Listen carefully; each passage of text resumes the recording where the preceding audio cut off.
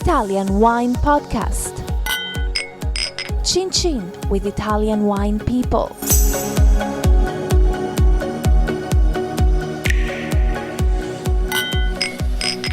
This podcast is brought to you by Native Grape Odyssey. Native Grape Odyssey is an educational project financed by the European Union to promote European wine in Canada, Japan, and Russia. Enjoy. It's from Europe.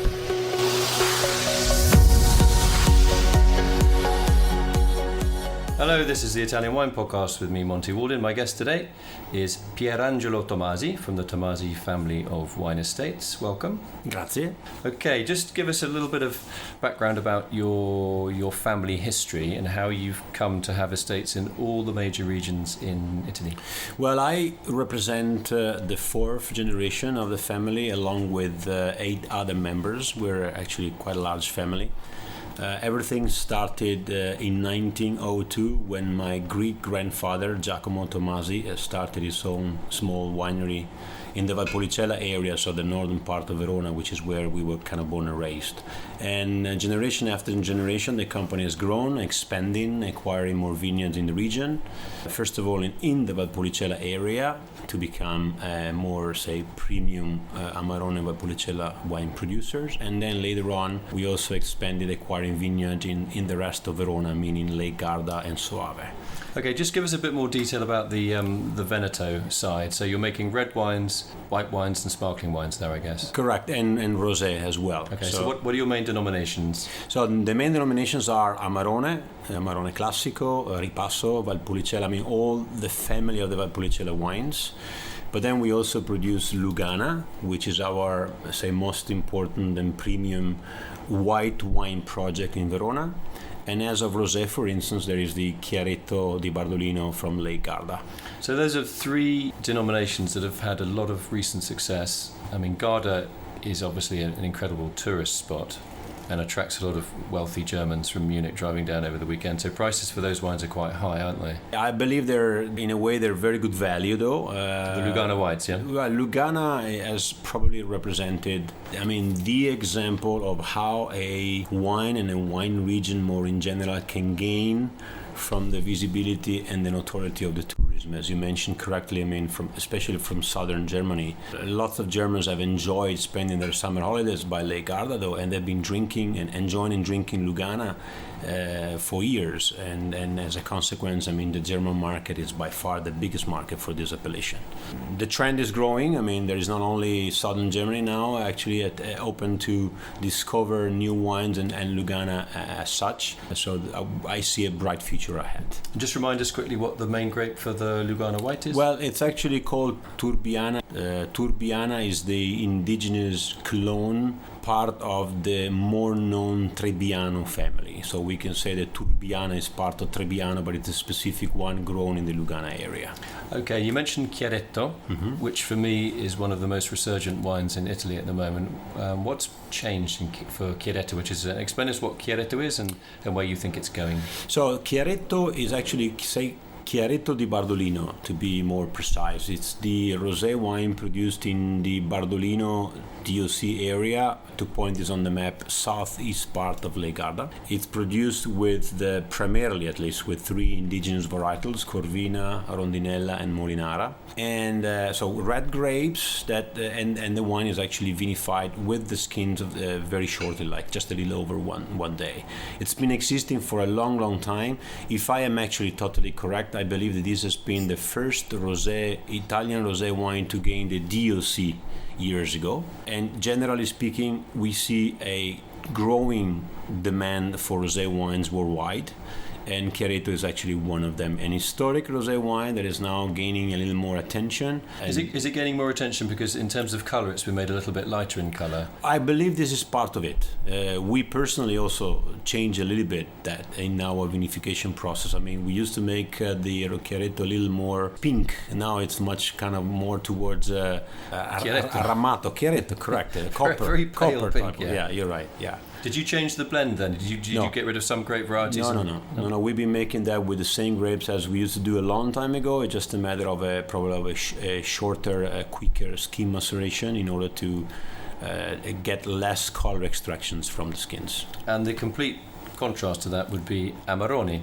Yeah, exactly. Amarone is exactly the other way around. So sum up the success in Amarone in 5 words. No, I'm joking. Oh, 5 words. I mean, if you tell me five pages, then I can do that. 5 words difficult. Well, unique for sure. So what is Amarone first? Tell us what it is, and then and why it's so unique and why it's had such success. So certainly we can say we can tell about Amarone as one of the really top Italian red wines, no question about it. How do you make it? Well, first of all, where do you make it? From the Valpolicella area, using indigenous varietals in the blend. Corvina and Rondinella are the mandatory varietals. And what makes Amarone unique is the way you make it. You have to dry the grapes for, say, usually 90 to 100 days. We tend to do more 190. The longer you dry them, the more concentration you gain. So you're picking the bunches by hand.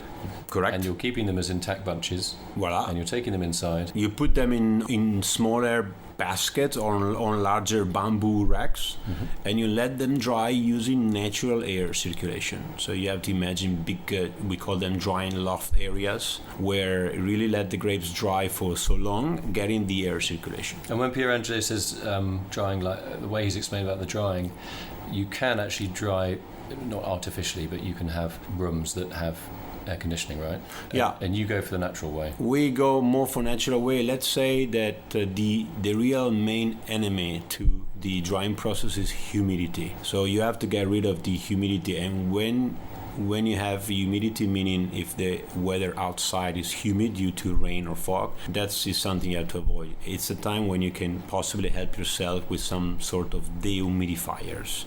But otherwise, the more natural you dry, the more you obtain what is your objective, which is actually dry. I mean, dry grapes, meaning concentrated juice with natural sugar. So basically the water in the grapes evaporates, and then that makes the sugar more concentrated. Correct. I mean, the goal is to lose 40 to 50% of weight, which is the amount of water that has to evaporate. What's your favorite meal with a bottle of Amarone?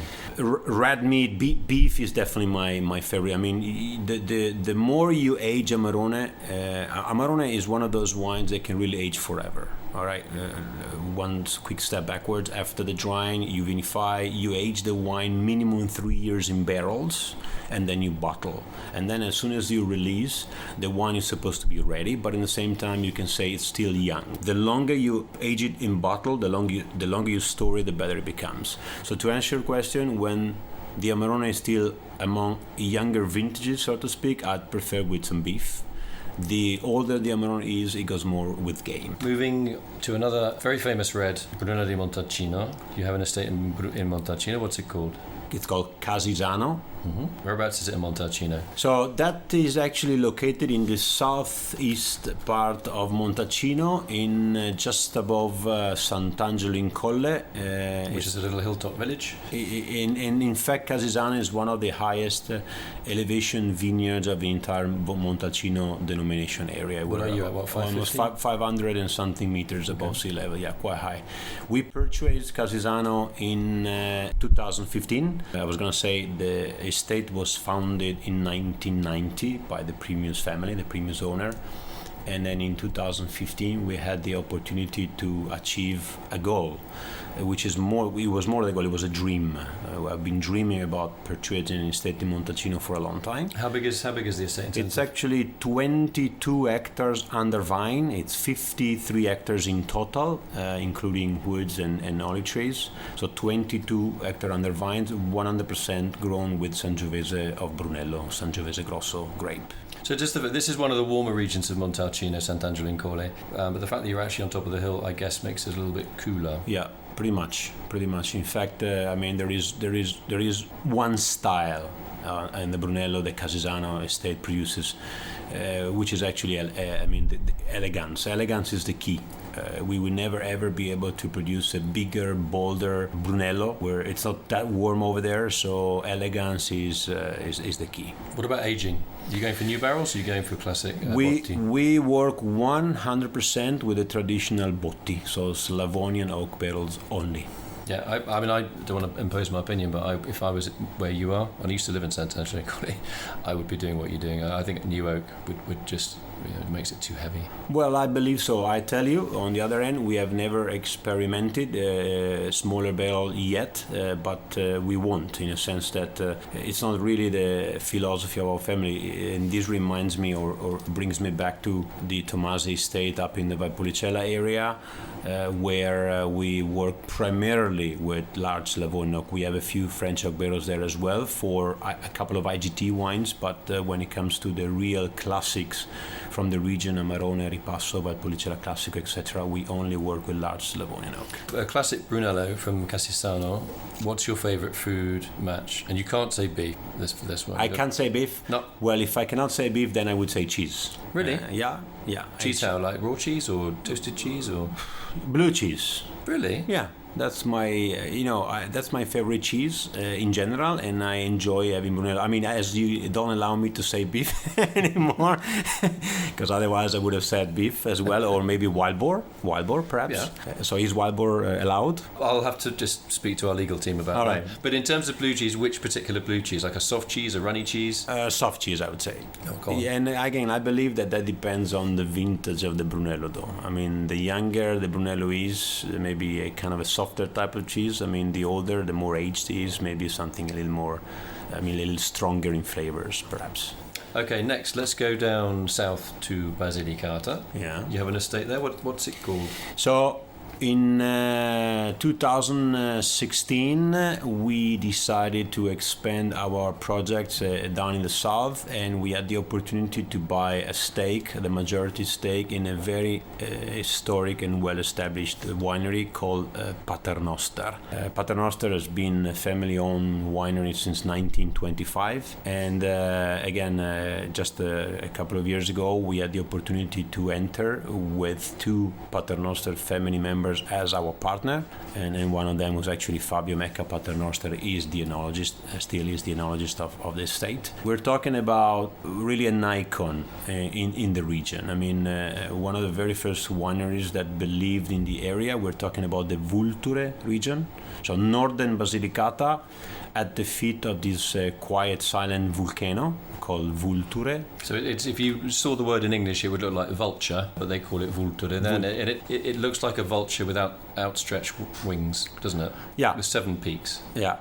It's quite high elevation as well. I usually explain this area as an unusual southern Italian region, if you will, in a sense that you're quite down south, but being so high in elevation and based on volcanic soil, the microclimate is quite different than, for instance, Puglia or Campania, which are only 2 hours east or west, but on a much lower altitude there. So, I mean, what's the difference in picking dates for your, say, to Montalcino in Sant'Angelo in Colle and to Basilicata? So, if you allow me to include also the Amarone as an example, I mean, we usually start picking the grapes for Amarone in the middle or second half of September, and then, as we were saying, we dry them all the way through January, but the picking is made end of September at the latest. Whereas we do Brunello starting somewhere like middle of October. The Aglianico is in the very end of October, sometimes early November as well. It's amazing. It's a bit, you're so far south, and you would think everything would be picked like in the end of August, but it's one of the latest regions, isn't it, in Italy to pick? If not the latest, yeah. perhaps. Yeah. Is it? So, I mean, that's really very much part of the characteristic of this grape, Aglianico. And when we talk about Aglianico, we need to really be clear. This is Aglianico del Vulture, which is different than the Aglianico grape and wines produced in Puglia, for instance, or sometimes also in Campania. This is a specific clone that grows in that area, as we just said, I mean, high in elevation, northern part of Basilicata, which ends up making a wine that is really full-bodied, but quite dry, rich in tannins, with a huge aging potential. What's your favorite food match with that one? You know what? To be honest, I don't think I've really found the perfect food match yet. I'm still kind of discovering. Yeah, I mean, I've been. What didn't work then? No, I don't say that there was something that didn't work. I believe that I have the opportunity so far to taste a younger vintage of Aglianico and older vintage of Aglianico, and I have to say that the more you age it, the better it becomes, which is in a way strange for me as a producer to say, because usually when you release a new vintage, you want the vintage to be ready and sold, and you want correct. but with the Aglianico del Vulture, you really need to wait. What about with some of the cheeses, like the La Mucca Podolica, like those kind of cheeses? Can you explain what a Mucca Podolica is? You can explain that probably more than me. I'm not going to do. Okay, it's the local kind of cow, and the cheese is ageable, and it's quite spicy. And a Podolica is a cow that comes out the wrong end, yeah? Correct. So it's a cow that's born, I can't remember, it's either head first or... It's head first, isn't it? Normally cows come out feet first. And so when they birth, the baby cow or calf comes out head first. Yeah? Yeah, that's an interesting story. And so we're actually going to do a veterinarian podcast as soon as we finish this one today. And then we might move into aeronautics or other. Okay, so now let's stay in the south. Yeah. You mentioned Puglia just now. Tell us about your estate in Manduria. What's it called? It's called Surani, actually Masseria Surani, and I have to say that this is the first project that we started in southern Italy. If I may go quickly back to the beginning, it was in 1997 when my generation stepped in and took over from our fathers that we decided to expand a wine project outside of Veneto, and therefore Puglia came in 2011. It came before Montalcino and Basilicata. And that was the time when we were thinking that southern Italian project would be a perfect fit for our wine portfolio overall. For a number of reasons, we thought that Puglia should be the region to go, and we're in Puglia in the area which we consider the heart of the Primitivo wine region, so Manduria. Manduria is the land of the first DOC that was created for the Primitivo di Manduria. So we purchased an existing estate, Masseria Surani, based on 55 hectares, primarily grown with the Primitivo grapes. And here we are, a few years later. I can say that it's been a fascinating project. We just mentioned the Aglianico del Vulture being picked and very, very late. We now talk about Primitivo di Manduria, or Primitivo grape, which is one of the very first grapes that we pick towards the end of August, very early September. Though. This is a very hot area, isn't it, Manduria? Very hot area. You are very close to the sea. We're just about 10 kilometers from Ionic Sea, and so you can imagine the climate there is really hot. It's fairly flat as well, isn't it? Flat, pretty much. So, but you must have a lot of old vines there, because it's quite in terms of diseases, it's quite hard for diseases to cause problems, right? We still have a few hectares with the very historic so-called Alberello training system, which is a bush vine. And then the majority, though, is actually with Guyot, which is part of, to be honest, of the project and the way that the previous owner of Masseria Surani, in a way, planted the entire estate. And your final domain is what? We have two more in the family. Yeah, we have what was actually our first project back from 1997 in Maremma, in southern Tuscany, called Poggio al Tufo.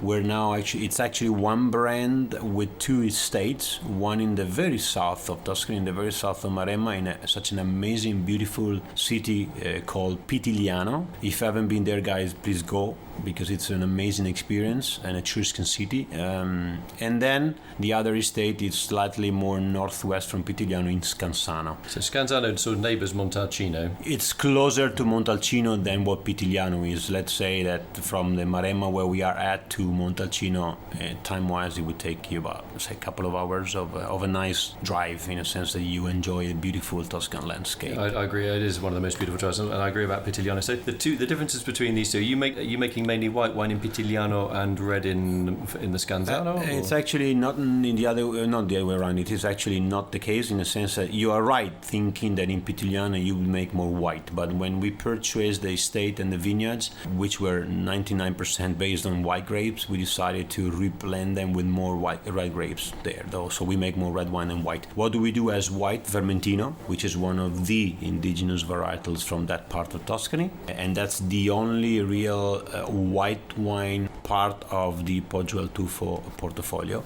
And then we mainly work with red grapes such as Sangiovese, Cabernet Sauvignon, there is Alicante Bouschet, There is a little bit of Petit Verdot as well that we use in blend. So I imagine quite deeply coloured reds then with Alicante and Petit Verdot. Alicante in particular, we actually work with the Alicante Boucher, the Soclone of Alicante, which has not only the dark skin but the dark juice as well. So in France it's called a teinturier, which means a stainer, a red stainer, brings a red feel to the wine. Which is usually used for in blends to give a bit more color extractions. We decided some years ago to produce a 100% Alicante Boucher wine. Interesting project. A wine that it's quite brave to do that, isn't it? In a way, I would say so. Did it work? It does work. It's not the easiest wine to sell, to be honest. I mean, I was going to say this is really a wine that you have to find some ambassadors to believe in and really sell it to the market. When you produce a Sangiovese Cab Blend or a 100% Cab, you produce wines that the average consumers worldwide understand, and they can buy either at the retail level or in restaurants. When you produce an Alicante Boucher, you have to have real ambassadors, sommelier, so primarily on-trade, Horeca business, that are involved with this wine. They get in love with this wine and they believe it, and then they take the chance to explain it and propose it to the clientele. Do you think the white wines from Pitigliano will bounce back in terms of get more recommended? It's a historic wine. I know you. Yeah. I can understand why you say that. You know, it was a very hard sell for you, and you sort of switched the focus a bit to reds. But do you think there's a future for that wine? Well, it's a beautiful place. It is a stunning place. I have to say, though, to be fair, that when we started the project in '97, it's not that we didn't believe in the Bianco di Pitigliano as such. We just wanted to have more red wines because it was our first project outside of Veneto and in Tuscany. When I mentioned Casisano a while ago, being in Montalcino estate, being like a dream that became truth, this means that it was at the time when we bought in Pitigliano that I was looking for something in Montalcino already. That was back in '97. Mm-hmm. We purchased Casisano in 2015, quite many years later. So this means that for some reason we couldn't make that investment earlier. We decided to stay in Tuscany with our project, and here we are with Maremma, and therefore it was more red wines that we wanted and needed to have. It's not that we didn't believe in the white there, it's just that we needed more red wines in the portfolio. We still have Vermentino, we have a white, and we believe in the white. Is that area coming back when it comes to, white wine success? It's hard to say. I cannot really say if it is going to happen or if it is not going to happen.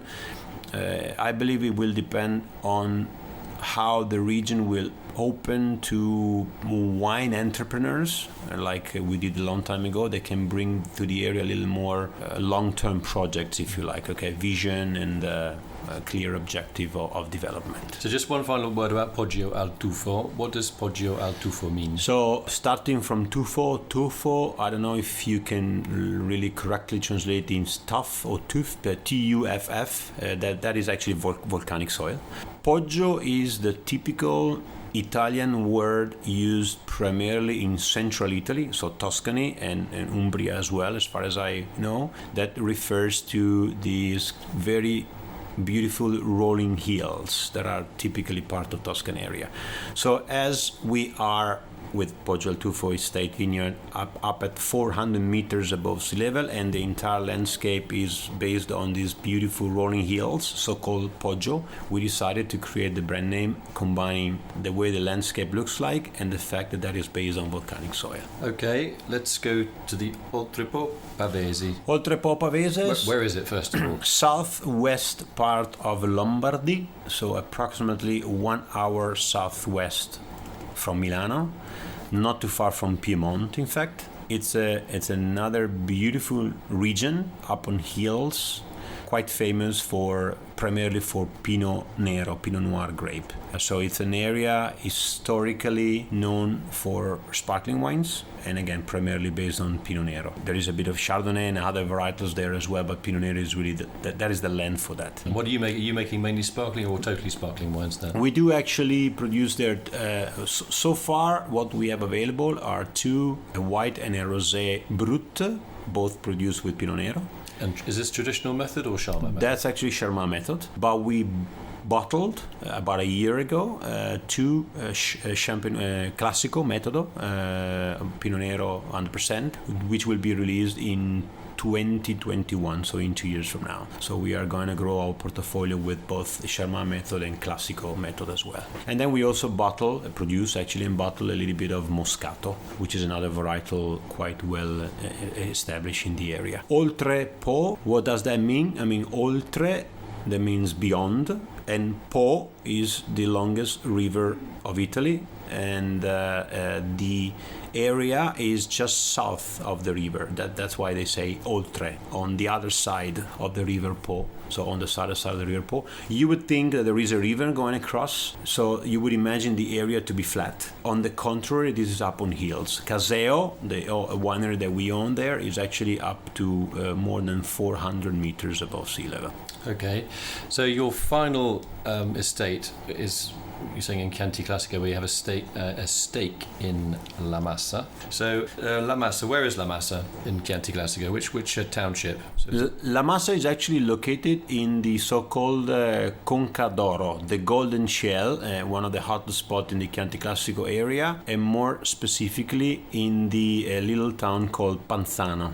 And Panzano is a little town within the wider commune of, my brain's gone, Greve in Chianti. Greve in Chianti, correct. And it is a hot spot, literally, in terms of climate and in terms of fame. I think it's a really up and coming, it's a historic area that's become very, very famous. I mean, a company like you investing in Chianti Classico, you think if you're investing in Chianti Classico, that means that there is something about this region that is happening right now. Is that what you feel? Yeah, I agree. Though I mean, we decided to invest there, and I have to say that La Massa is not 100% Tommasi family project. Though we are in partnership with, we actually have 2 partners, and one of them is the founder and the owner of La Massa until we got this business together, who's still the wine man in the business, in the company. What's his name? Gianpaolo Motta and his team. So we decided to consider this opportunity, to enter in an amazing small boutique brand, secondly to in a way sort of complete our Tuscan project, if I can say so. I mean, we started in Maremma a long time ago in Pitigliano, then we grew the Maremma project with Scansano, as we mentioned, so all under the Poggiol Tufo estate brand name, and then Montalcino a few years ago. So Chianti Classico is certainly an area, as far as I can see, as a producer and as a wine consumer too, there is a quite intense comeback for the Chianti Classico wines worldwide, which is quite promising, I believe, for the area. So you'd said that this looks like your last investment in Tuscany. So if I'm a Vino Nobile producer, that I'm about to retire, and I'm looking for a nice lad like you to come along and say, "Hey, Monty, I'll take your family winery off your hands and give you a nice price." Well, that's not going to happen in Vino Nobile. You know what? I mean, never say never. I mean, you made an example of Vino Nobile now, so I just want to avoid any possible misunderstanding or gossip. We're not looking at any other further expansion in the area. But I mean, generally speaking, with us in the family, I mean, I can really say never say never. On the other end, we have plenty of projects coming up in some of these existing estates, some renovation to create some hospitality business as well, which is already part of our family. We have an hospitality business here in Verona with 2 hotels and a restaurant also. So we might do something in Montalcino and in Maremma as well. Actually, we already own an agriturismo by Poggiol Tufo. I have to say though that scoop coming up, everybody. There is another project which was officially launched last year, October. So that's not really new, but we're kind of working hard to make it go its own way, and it's called De Buris. What is De Buris? That's the luxury brand, the luxury new project of my family, myself, located here in the Valpolicella area. So I can say that after traveling throughout Italy for a number of years with the Buris, we have kind of come back. The Buris is simply the name of a 1400 Venetian villa called the Buris in the heart of the Valpolicella Classico region, where there is a cellar with Slavone oak bales, and where the wine produced, which is an Amarone Riserva, spends its long time in aging. This wine is made in the most prestigious hillside vineyard that we own in the Classico Valpolicella region called La Groletta. Again, a project that started in our family, in our mind, back in 2000. And last year, October, so 18 years after the first day we thought about it, we were happy and able to launch the first vintage, which is a 2008. Great. So I think we've done everything. I hope so. Yeah. I know you got to run. Just want to say thanks. Happy to be with you. I was joking. Yeah, I would continue a lot more. Yeah, if you do buy another estate, I'll give you my number, my mobiles before we leave. You'll be one of the first people that I will inform.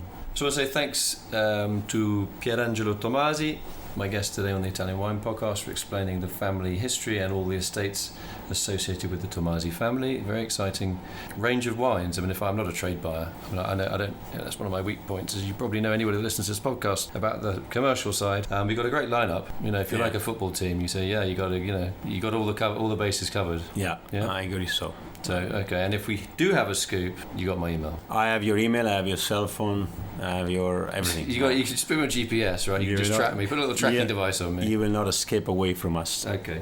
Thanks a lot, Pierangelo, and I hope you enjoy Vinitaly. I will enjoy it. Thank you for having me with you. One last thing though, whoever is going to listen to this program, you are very warmly welcome to visit us anywhere in Italy, anywhere we are, to in a way touch with your hands that what we have explained so far is true, and we can really enjoy some good time together. So thank you very much for having me, and you have a good Vinitaly too, Monty. Thanks very much, Pierangelo. Bye bye everybody. Ciao, grazie. This podcast has been brought to you by Native Grape Odyssey, discovering the true essence of high-quality wine from Europe. Find out more on nativegrapeodyssey.eu. Enjoy. It's from Europe. Follow Italian Wine Podcast on Facebook and Instagram.